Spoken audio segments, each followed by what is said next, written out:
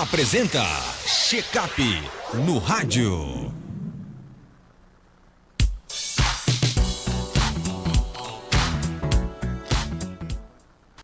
Check-up no rádio, hoje com o médico geriatra Belísio Neto. Seja bem-vindo aqui ao nosso Panorama 95. Doutor Belísio, bom dia. Bom dia, Marcos, bom dia, Geraldo, bom dia a todos os ouvintes, a todos os participantes aqui do estúdio, os internautas. Satisfação imensa participar aqui do quadro Check-up no rádio. Antes de qualquer coisa, parabéns, aniversariante do dia de hoje, né? Muitas felicidades, muitas realizações, né? Que a gente possa aí, quem sabe, né?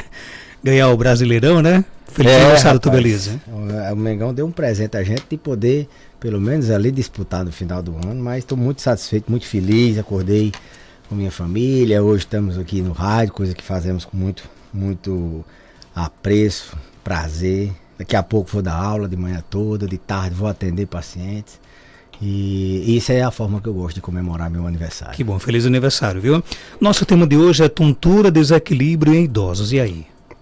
Pois bem, Marcos, a mobilidade do paciente idoso, ela é um parâmetro fundamental para que ele tenha qualidade de vida, na verdade, para que ele tenha sobrevida, para que ele possa ter anos de vida e vividos. Não adianta você ter só anos de vida, você tem que ter também anos bem vividos. Então, o parâmetro mobilidade, assim como o parâmetro mente, assim como o parâmetro de muitas complexidades, a multimorbidade, assim como o parâmetro do que mais importa, assim como o parâmetro medicamento, são pilares que a gente até considera como um mnemônico, com 5 M's, os grandes gigantes da geriatria, os grandes pilares da geriatria. Então, dentro da mobilidade, a gente tem os distúrbios do equilíbrio, né? A gente sabe que quando envelhecemos, a nossa postura, ela modifica um pouco, a gente inclina o tronco um pouco para frente, a gente modifica a marcha ela abre um pouquinho a base, fica mais alargada, o passo fica um pouco mais curto, e isso é fisiológico, isso é natural do envelhecimento. Mas, além das alterações fisiológicas, ou seja, das alterações normais do envelhecimento, a gente tem patologias, doenças que podem interferir no equilíbrio, na postura, na marcha, que podem precipitar o evento catastrófico, que é a queda, né?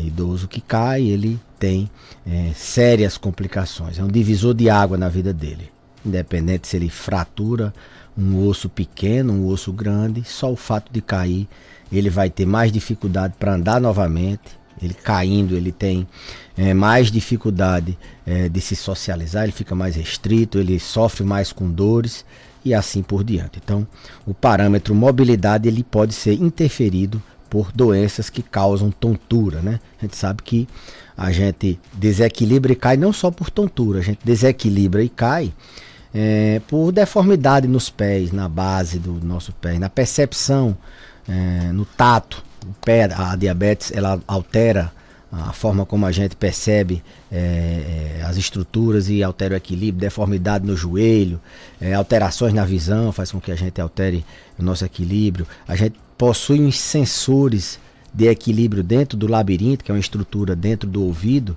que percebe que se a cabeça está mais para frente, ela manda o cérebro colocar a cabeça mais para trás. Então, quando há alterações nessa percepção, na forma de processar, onde é que você está com a cabeça, na forma de executar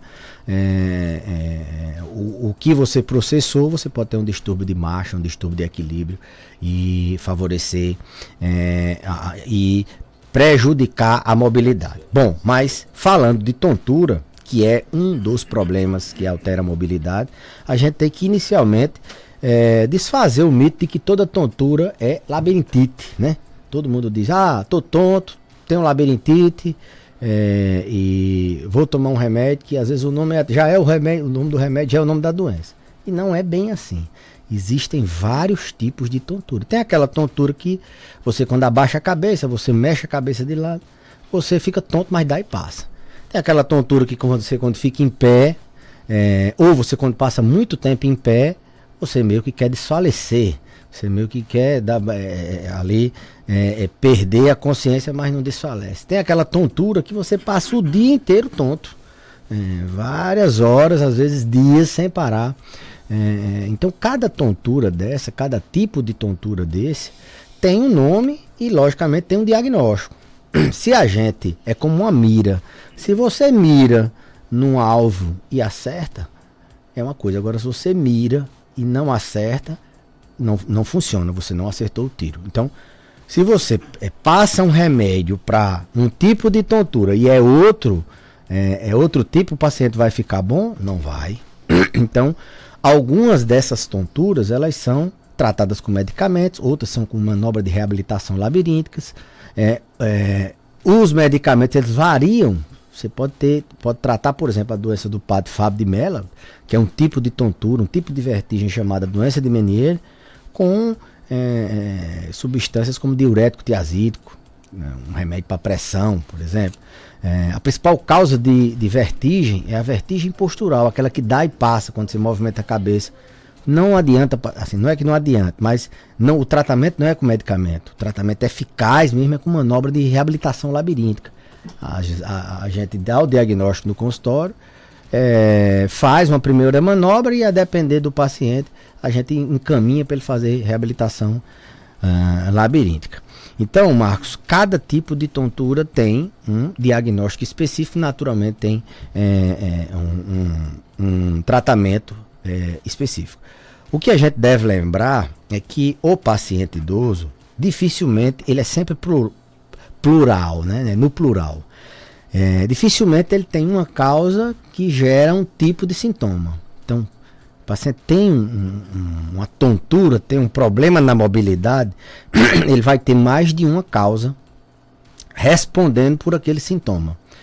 Ele pode ter 2, 3 tipos de causas de tontura. Ele pode estar com uma tontura associada a uma atrofia nos músculos da perna, uma sarcopenia, por uma artrose no joelho, por um problema na visão e por um distúrbio do labirinto, uma labirintopatia. Então não adianta olhar para o idoso, ver a característica da tontura e não contextualizar ele num cenário de que ele tem outras alterações, outras patologias que podem estar interferindo na tontura. Um medicamento que antes não dava tontura, mas já que ele está com esse labirinto desordenado, ele pode prejudicar. Se ele está bem hidratado, se ele não está bem hidratado, pode facilitar ou atrapalhar o tratamento. Se ele está com dor, se ele não está com dor em alguma área do corpo, pode alterar o tratamento. Então é multifatorial, não adianta tentar tratar tontura no idoso achando que primeiro que toda tontura é labirintite, depois que toda labirintite só tem um remédio e toda tontura é um tipo de tontura. Não, geralmente ele tem mais, lógico, tem aquela que responde muito mais, 80, 90% é dessa tontura, mas você tem que ir tateando as outras para poder você deixar o paciente com um dos pilares do envelhecimento saudável, com um dos pilares do idoso íntegro, intacto, que é a mobilidade. Perda de mobilidade é perda de vida, é perda de socialização, ele fica mais isolado, ele fica mais triste, ele bebe menos água, ele dorme mal e assim por diante.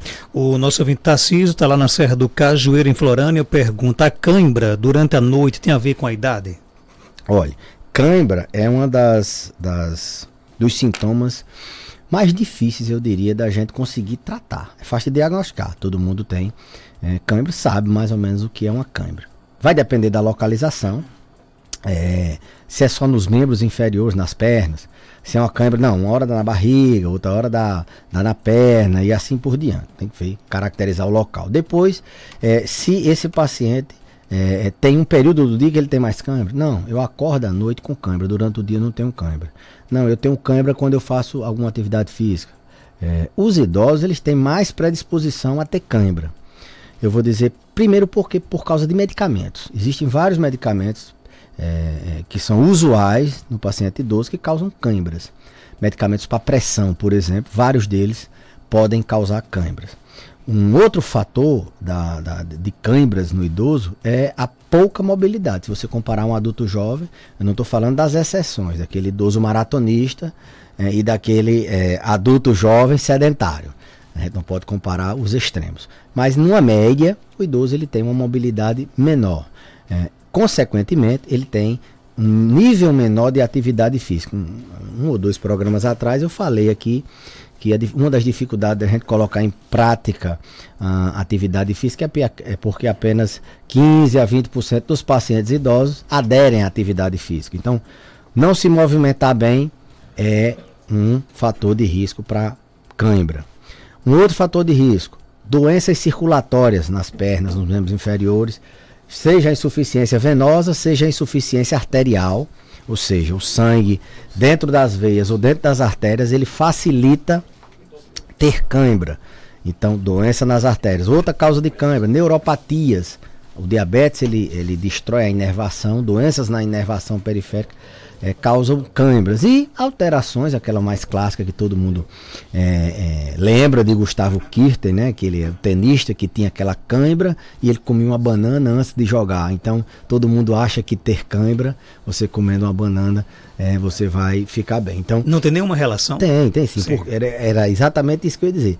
Tem aquela causa que é por distúrbios hidroeletrolíticos, por falta de magnésio, potássio, no caso dele era o potássio. Você, aumentando a ingestão desses minerais, você pode diminuir o risco de câncer. Mas é uma doença difícil de você chegar a um diagnóstico, mas quando a gente consegue acertar, a gente trata. Então, via de regra, se hidratar bem, evitar passar muito tempo sentado, parado, idoso, quanto mais se mexer, melhor é. Observar os pés, se tem se está roxo, se tem veia com varizes, se está muito branco, se tem alguma dormência, se tem alguma parestesia. Ver se os medicamentos, aliás, pedir para o médico da sua confiança avaliar esses medicamentos, se ele tem algum que possa causar cãibra, mas se ele se movimentar e beber bastante líquido, isso vai diminuir bastante. Tem mais pergunta aqui no nosso WhatsApp, 992053030. Vamos lá, bom dia. Bom dia. Oi, meu amor, bom dia. Passando para lhe desejar um feliz aniversário. Com muita saúde, muita paz, muitas realizações. Sou muito grata a Deus pela sua vida. Pelo marido amoroso, presente. Pelo paizão que você tem se tornado para os nossos filhos. Um grande profissional, ser humano, que muito me inspira. Então, que você tenha um dia bem feliz e saiba que eu estarei sempre ao seu lado. Para o que você precisar, eu vou estar sempre ao seu lado, tá? Beijo, te amo muito. Um dia uma pergunta bem diferente hoje, né, Tobelias? Rapaz, aí embarga a voz, né? A minha amada esposa Lívia, né, mandando um áudio desse para a gente se emocionar de verdade. Isso faz parte da vida. Emoções fazem parte do ser humano e emoções de alegria, né, de satisfação da esposa que eu tenho, da mulher, tudo isso, agradecer. Obrigado, meu amor, te amo, beijo para você, para nossos bebês e que a gente possa comemorar vários e vários outros aniversários. Agora é uma pergunta de verdade, realmente aqui no nosso WhatsApp, 992053030, bom dia. Papai, você é o melhor pai do mundo, sabia? Você é muito bom, sabia? Você é o melhor pai do mundo. Feliz aniversário. Perguntas de hoje estão meio estranhas, né? Meu neném, Heitorzão, meu bebezão, é o mais velho, né? Ele é aquele... Tem um copinho d'água? Aquele que primeiro veio, não, dá certo. Aquele que primeiro veio. Papai te ama, viu? E obrigado, papai. Te amo. Tem mais perguntas, bom dia. Parabéns, te amo. E aí, quem é esse? Esse aí é o Pedro, é o mais novo. Esse aí é danado, esse aí. Lá em casa é a dupla café com leite. Tem um moreninho. É o Gabigol e Pedro, né? E um galeguinho. A mãe é loira, né? Que muita gente aí no Brasil não sabe o que é galega. É galega. E eu, moreno. E nasceu um moreno e um galeguinho. Obrigado, papai. Papai te ama. Tem mais homenagens? Bom dia. Não adianta você ter. Bom dia, Marcos. Eu estou dando os parabéns ao Dr. Elísio, que é o médico da minha confiança. Que Deus dê a ele muitos anos de vida com felicidade, paz e saúde. Vovó Lindalva tá aqui lhe parabenizando, viu? Mandar um beijão aí pra vovó Lindalva, pra dona Lindalva, né? E obrigado pela lembrança, tirou seu tempo de ligar e agradecer. Nossos pacientes, Marcos, é nossa maior alegria, é aquilo que faz você acordar cedo para trabalhar.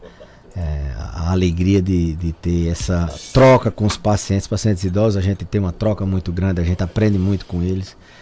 E eu sempre fui defensor de que no dia que eu acordar sem vontade de ir para o consultório, eu vou ter que abandonar a geriatria, a medicina. E graças a Deus, cada dia que eu acordo com mais vontade de revê-los, de conhecer pacientes novos, de poder ajudar no sofrimento deles, de poder deixar eles envelhecendo sem os problemas, sem as doenças, com o mínimo de sofrimento que a velhice traz, e aqueles mais jovens fazendo com que eles tenham uma longevidade saudável. Ontem eu atendi uma paciente, 100 anos, né, e muito debilitada, gravíssima.